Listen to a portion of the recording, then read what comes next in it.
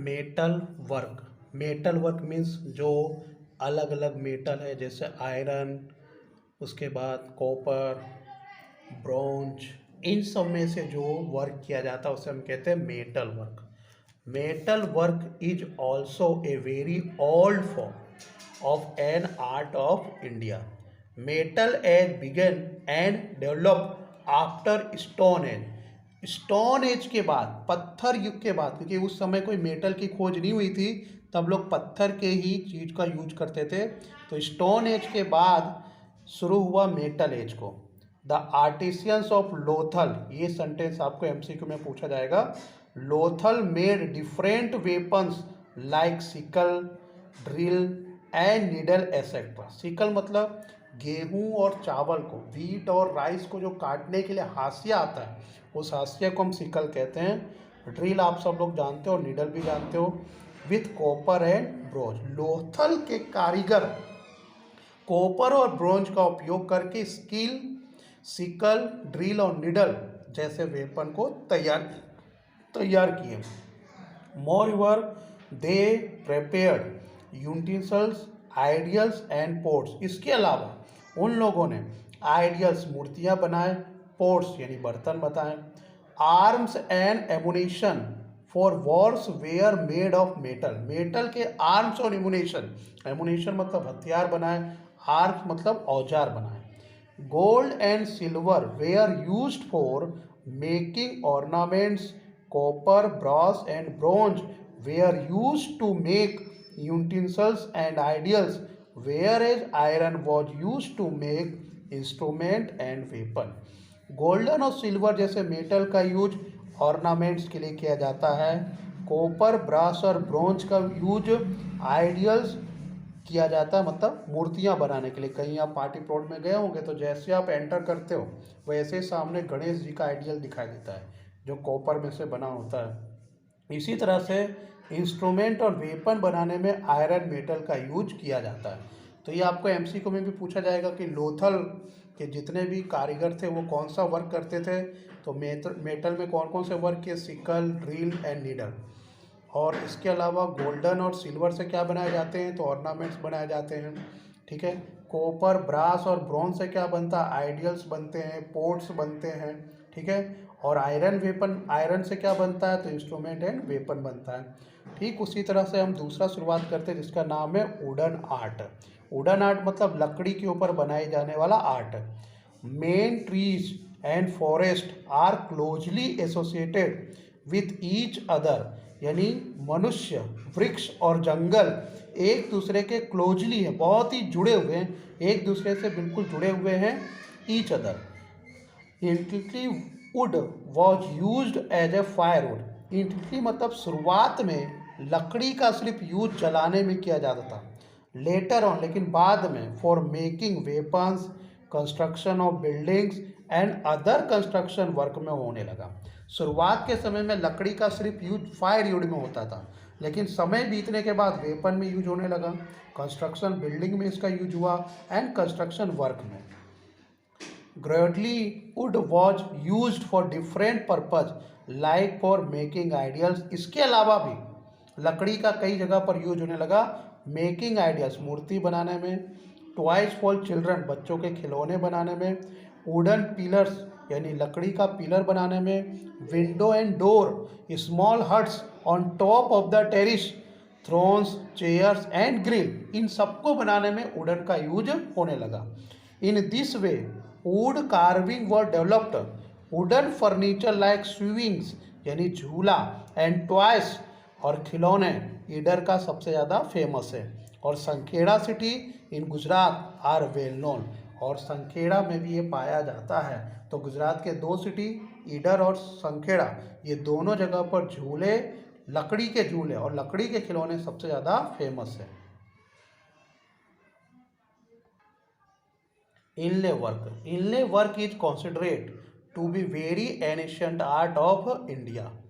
Indian kings, emperors, rulers, and royal pupils of that time used to wear ornaments as necklace, bracelet, crown, ring, nose ring, dhamni, etc.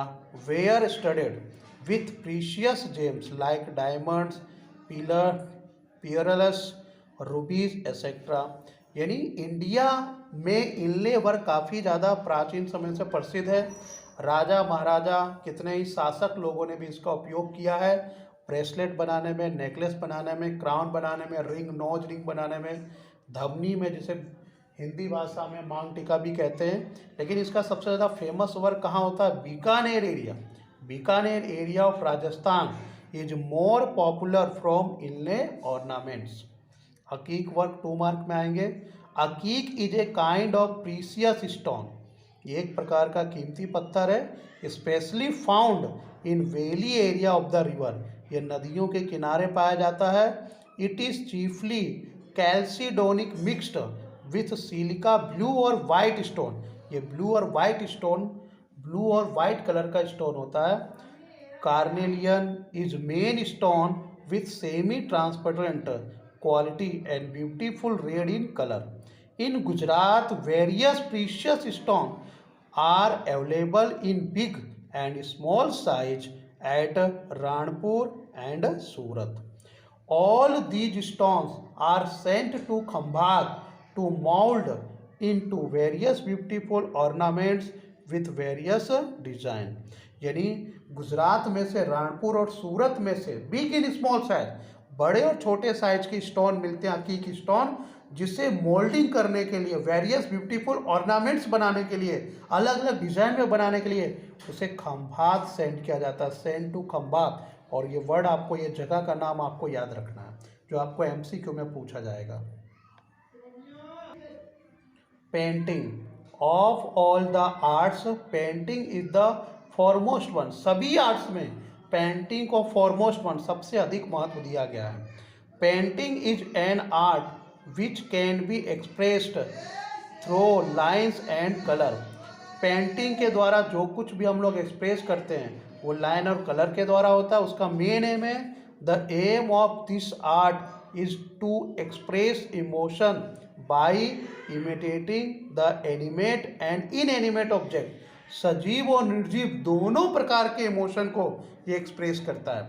जैसे हम लोग drawing करते हैं natural का, तो उसमें mountain आता है, रिवर्स आता है, जो निर्जीव है, लेकिन फिर भी हम उसे इमोशन के द्वारा प्रस्तुत करते हैं, उसे दूसरों के सामने एक्सप्रेस करते हैं। और जो सजीव है, पेड़ पौधे, जीव जंतु, ये सजीव है, उनको भी हम लोग ड्राइंग के द्वारा, पेंटिंग के द्वारा बनाते हैं। तो इस तरह से इसका मेन एम है कि the aim of this art is to express emotions by imitating the animate and inanimate objects of nature through lines and colour. कोई भी ड्राइंग, कोई भी पेंटिंग हमें बनाना है तो लाइन और कलर का यूज करना ही पड़ता है। तो ये आपको डेफिनेशन याद करना और उसका एम याद करना है। We have evidence of Indian art of painting from the remains of 5000 years old. Harappan culture, Harappan culture में से पेंटिंग के जो भी एविडेंस मिले वो 5000 वर्ष पुराना है। Various models of painting have been found out many times by the archaeological department during excavation work। मतलब आर्कियोलॉजिकल डिपार्टमेंट है जो अलग अलग एग्जीबिशन वर्क करता है, ठीक है, जिसे टाइम टाइम पर ऐसे कई पेंटिंग मिलते रहते हैं। We have traces of the pictures of animals and birds in the cave painting of primitive man of stone age at Bhimbetka, जो मध्य प्रदेश में है। भीमबेटका जो मध्य प्रदेश में सिचुएटेड है, ऐसे केव के अंदर, गुफा के अंदर एनिमल्स और बर्ड्स के पिक्चर देखने को मिलते हैं। People use to draw geometrical design and sketches. People use to draw geometrical, geometrical मतलब आपने ड्राइंग में देखा होगा, इस तरह का ड्राइंग आता है, इसी में ऐसे ट्रायंगुलर भी होता है, 4 स्क्वायर भी होता है, सर्कल भी दिए रहते हैं। ये सभी को जो मिक्स करके बनाते हैं उसको हम कहते हैं जियोमेट्रिकल डिज़ाइन, है ना। तो ये जो है पोट के ऊपर, बर्तन के ऊपर बनाया करते थे। Elephant, rhinoceros, deer are notable among them. इसके अलावा इन गुफाओं के अंदर हाथी, हिरन, गेंडा जैसे चित्र देखने को मिले हैं। Ajanta, Ellora are incomparable specimens of such painting. Ajanta Ellora के अंदर जो पेंटिंग मिली इनकॉम्परेबल, किसी से हम उसकी तुलना नहीं कर सकते। Drawing the sketches of Swastik features Ganesha at the time of festivals and celebration is an old traditional of India. Bharat की कोई भी पुरानी परंपरा के अनुसार यह शुभ प्रसंग, कोई सेलिब्रेशन हो, फेस्टिवल हो, तो उस समय स्केच ऑफ स्वस्तिक, स्वस्तिक का चित्र बनाया जाता है। तो दिवाली में आप लोग देखते हो फीचर्स, कलश रखे जाते हैं, गणेश की आकृति बनती है।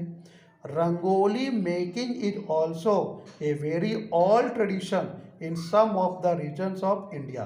भारत के कई प्रदेशों में, क्षेत्रों में रंगोली बनाई जाती है, जो ये हमारी पुरानी परंपरा के अनुसार बनाया जाता है। तो ये हमने आर्ट ऑफ क्ले वर्क से लेकर पेंटिंग तक जितने भी हमने आर्ट्स पढ़े बच्चों, वो सभी हैंडीक्राफ्ट से, हाथों के द्वारा बनाए जाने वाली कला थी।